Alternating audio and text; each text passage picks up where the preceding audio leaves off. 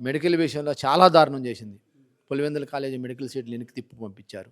చాలా దారుణం. విద్యా వ్యవస్థలో విద్యార్థులు, మెడికల్ విద్యార్థులు ఎంత అదృష్టం వచ్చిందో జగన్మోహన్ రెడ్డి వచ్చిన తర్వాత 17 మెడికల్ కాలేజీలు కట్టుకొని వందల సీట్లు మన ఆంధ్రప్రదేశ్‌కి తీసుకొస్తే చాలా సంతోషించారు. అటువంటిది మొత్తం ప్రైవేట్ పరం చేసి మెడికల్ కాలేజ్ ప్రైవేట్ పరం చేసి గవర్నమెంట్‌కి వచ్చిన సీట్లు మొత్తం వెనక్కి పంపించి దారుణాతి దారుణం చేశారు. ఒక ఫీజ్ రీయింబర్స్‌మెంట్ లేదు. ఏమీ లేదు. అసలు విద్యార్థుల్ని అసలు ఒక ఉద్యోగ భృతి ఎయలేదు.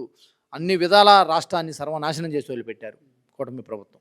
స్టీల్ ప్లాంటు ఆహ్, జగన్మోహన్ రెడ్డి తీసుకొస్తే చంద్రబాబు నాయుడు గారు, లోకేష్ గారి పేరు చెప్పడానికి దీన్ని ఎలా చూస్తారండి? ఇప్పుడు ప్రతి ఒక్కటి వాళ్ళ దాంట్లోనే యేసుకుంటున్నారు అకౌంట్‌లో ఇప్పుడు. అయి మొత్తం తీసుకొచ్చి ఎయిర్‌పోర్ట్ తీసుకొస్తే భోగాపురం ఎయిర్‌పోర్ట్ అంత ముందల ఎప్పుడో మొదలుపెట్టాడు. ఏమీ చేయలేదు. అన్ని అనుమతులు పర్యావరణ అనుమతులతోటి తీసుకొచ్చి శంకుస్థాపన చేసి 2026 కల్లా అప్పజెబుతానని చెప్పిన జగన్మోహన్ రెడ్డి దాన్ని ఏం చేశాడు? ఎయిర్‌పోర్టే మేము కట్టామని గొప్పలు చెప్పుకున్నారు. స్టీల్ ప్లాంట్ జగన్మోహన్ రెడ్డి గారు తీసుకొస్తే మేమే తీసుకొచ్చామని చెబుతున్నారు. ఇప్పుడు తిరుపతి శ్రీ సిటీ ఉంది. ఎన్నో చేశాడు జగన్మోహన్ రెడ్డి గారు. అది మేమే చేశామంటారు.